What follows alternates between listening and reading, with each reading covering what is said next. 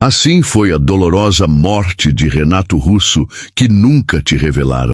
Você já parou para pensar no que realmente aconteceu nos últimos dias de Renato Russo?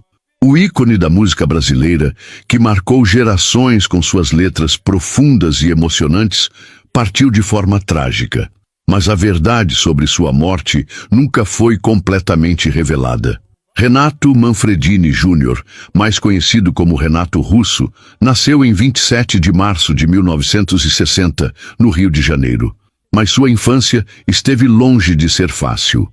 Desde pequeno, ele enfrentou problemas de saúde e períodos de isolamento que moldariam sua personalidade e sua arte. Aos 15 anos, foi diagnosticado com epifisiolise, uma doença rara nos ossos que o obrigou a passar meses trancado dentro de casa, afastado dos amigos e da vida normal de um adolescente. Foi nesse período de solidão que ele mergulhou na literatura, na música e começou a desenvolver sua genialidade artística.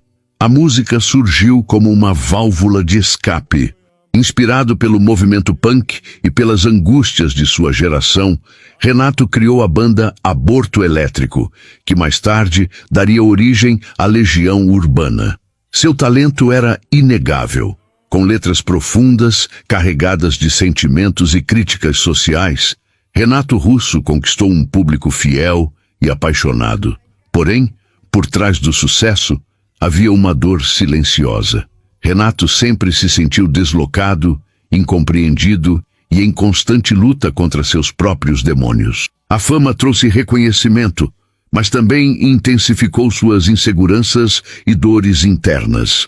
A ascensão de Renato foi meteórica, mas os desafios que ele enfrentava estavam apenas começando. Nos anos 80, a Legião Urbana se tornou um fenômeno. Canções como Tempo Perdido, Pais e Filhos e Faroeste Caboclo não eram apenas músicas, eram verdadeiras poesias que tocavam a alma de milhares de pessoas. Renato Russo se transformou em um ícone, a voz de uma geração que buscava sentido em meio ao caos da vida. Mas, por trás da genialidade e do sucesso, Renato enfrentava uma batalha interna devastadora. A pressão da fama, a cobrança do público e da mídia e a necessidade constante de se superar foram desgastando sua saúde emocional. A depressão, que o acompanhava desde a adolescência, se intensificou. Para tentar lidar com isso, Renato buscou refúgio no álcool e nas drogas, entrando em um ciclo de autodestruição que apenas aumentava seu sofrimento. Os bastidores da Legião Urbana também eram turbulentos. Brigas entre os integrantes, desentendimentos com a gravadora e o peso da responsabilidade sobre seus ombros faziam com que Renato se sentisse cada vez mais isolado. Ele chegou a declarar em entrevistas que se sentia só, mesmo estando rodeado de pessoas. Apesar de todas essas dores, Renato continuava entregando ao mundo sua arte. Ele usava sua música como um desabafo, transformando sua dor em poesia. Mas a cada nova canção, sua saúde física e emocional ficava mais fragilizada.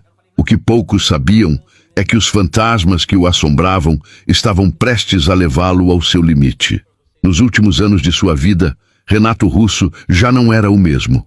A energia que antes o fazia brilhar nos palcos havia se transformado em cansaço e melancolia. Ele se afastou dos holofotes, dos amigos e até mesmo da música. Passava longos períodos trancado em seu apartamento, mergulhado em uma solidão profunda. O que poucos sabiam é que sua saúde estava deteriorando rapidamente.